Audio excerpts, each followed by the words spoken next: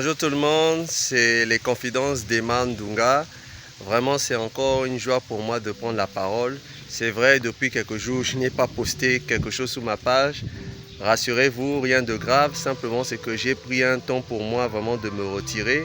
Je suis dans une petite bourgade dans la région du Mai, la localité de Alépé et la ville à Guapo. Et si vous voyez derrière moi, je suis au lycée Saint-Pierre-Saint-Paul d'Aguapo. C'est une belle petite bourgade, on est en plein milieu de la nature. Et franchement, je prends du bon temps. Je suis venu ici parce qu'on m'a invité pour animer des ateliers avec des enfants pour le compte de Campus pour Christ, qui est un grand mouvement chrétien dont le siège est basé aux États-Unis.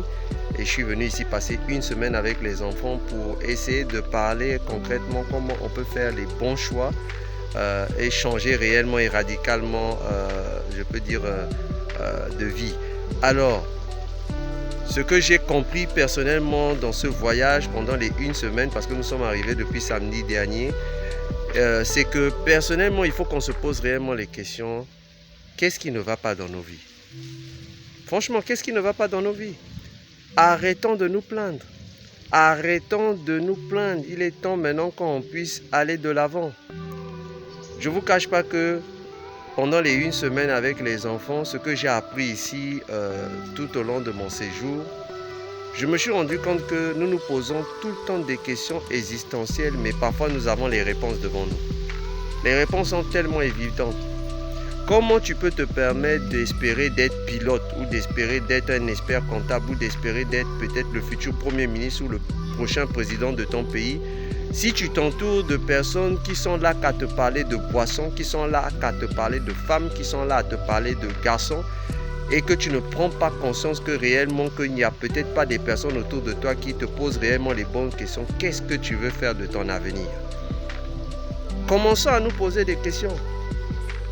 Est-ce que lorsqu'on se lance dans ce genre d'activité dans notre vie, nous laissons la place de Dieu agir dans nos vies? Qu'est-ce qui est le moteur même de tes actions pour que tu puisses réussir dans ta destinée? Est-ce les mauvaises compagnies? Comme la Bible déclare, les mauvaises compagnies corrompent les bonnes mœurs. Est-ce ça tes amis? Quand tu as des idées, que tu veux réussir dans ta vie, tu veux prospérer, tu veux aller de l'avant et que tu t'entoures de mauvaises personnes. Personnellement, je vais vous donner 3 étapes. Comment sauter ces mauvaises personnes dans votre vie. La première étape, avant tout, c'est de prendre un peu du recul dans tout ce que tu peux recevoir comme information concernant ta vie. Ben oui, prendre du recul. Parce qu'il est important que nous devons nous poser réellement les bonnes questions. Et j'ai compris pendant ce séjour que parfois avec même les enfants, nous sommes ici, on ne prend pas du recul. On reçoit tellement d'informations, on accepte toutes ces informations, mais on ne prend pas la peine de reculer. Et d'analyser ce que les gens sont en train de raconter pour notre vie. Notre vie est très importante. Notre vie, c'est notre vie. Nous n'avons qu'une seule vie. Et si nous la ratons, laissez-moi vous dire une chose, il n'y a pas possibilité de faire machine en arrière. Donc nous devons prendre du recul. C'est vrai en écoutant, mais en analysant tout ce que les personnes sont en train de dire. La deuxième chose, la deuxième étape, c'est savoir, je peux dire, déceler, identifier les choses qui sont pertinentes. Il faut savoir déterminer les choses qui sont pertinentes pour ton avenir dans ce que tu reçois.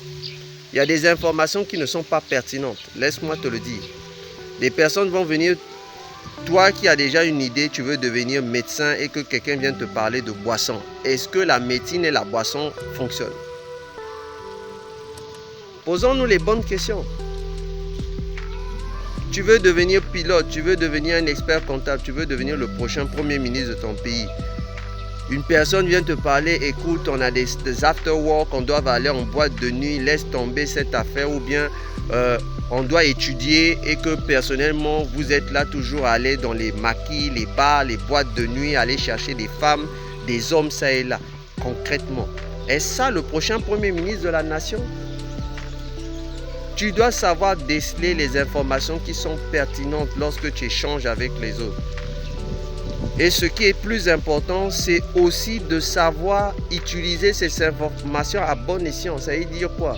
Ça veut dire que tu peux même recevoir des informations capitales dans ta vie. Quelqu'un peut venir par exemple t'annoncer une nouvelle et cette nouvelle-là va changer radicalement ta vie. Comme par exemple, il y a une entreprise qui peut arriver sur un territoire dans les jours qui vont venir et que personnellement, ils vont recruter des personnes. Tu as l'information et tu es parfois la seule personne dans les alentours qui a l'information. Qu'est-ce que tu fais de cette information?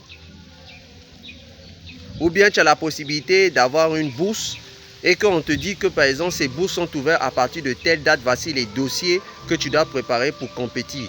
Qu'est-ce que tu fais de ces informations? Au lieu de t'occuper des gens qui sont là à te parler, monde des merveilles, de parler, prendre des glaces, d'aller voir des copines, d'aller à la plage, et tout ça ne va t'apporter à rien. Et enfin, la troisième étape est la plus ultime et que je pense, à mon sens, qu'il faille vraiment qu'on mette du sien, c'est de savoir aussi trier vraiment tes amis. Parce que tous ne sont pas tes amis. Je préfère te dire, ça peut te faire mal, mais c'est ce que j'ai compris aujourd'hui quand j'ai passé une semaine au camp avec ces enfants. C'est pas tout le monde qui sont tes amis. Tes amis, c'est pas forcément tous ceux qui t'amènent en boîte de nuit d'aller manger un petit poisson braisé à Yopougon ou bien un porc. Non, c'est pas ça tes amis. Un ami a le courage de te dire que mon frère, dans la route que tu es en train de prendre, ce n'est pas la bonne route. Le chemin que tu es en train d'emprunter n'est pas un bon chemin. Et personnellement, si tu regardes cette vidéo, je veux te dire personnellement que arrête de t'entourer des mauvaises personnes, arrête de t'entourer des personnes qui vont perdre ton temps, arrête de t'entourer des personnes qui ne voient qu'en toi que toute possibilité d'échec et non d'opportunité dans ta vie. Si tu reçois cette vidéo, personnellement, prends déjà les résolutions de supprimer ces numéros de téléphone, de bloquer ces personnes de ta vie, surtout si c'est des personnes qui n'ont pas vraiment une attache très récurrente dans ta vie, bloque-les, tu ne vas pas mourir. Si tu te rends compte qu'il y a des membres de ta famille, parce que la famille, on ne peut pas la rejeter parce que c'est la famille. Si tu te rends compte que la famille, c'est un membre de la famille, commence déjà à prendre tes distances parce qu'il ne faut en aucun cas que ces personnes puissent t'intoxiquer dans leur discours. Tu es appelé à réussir, tu es appelé à changer des mentalités, tu es appelé à influencer, à impacter ton entourage. Et sur ce, je vais encore te remercier personnellement, toi qui regardes cette vidéo, de la partager massivement, de ne pas oublier de cliquer la cloche de notification, de faire un beau commentaire, mais surtout de partager massivement sur Facebook, sur toutes les plateformes des réseaux sociaux. Et surtout, on se donne rendez-vous pour la prochaine vidéo. Surtout, n'hésite pas, l'avenir est dans ton clic. Merci beaucoup. Big up.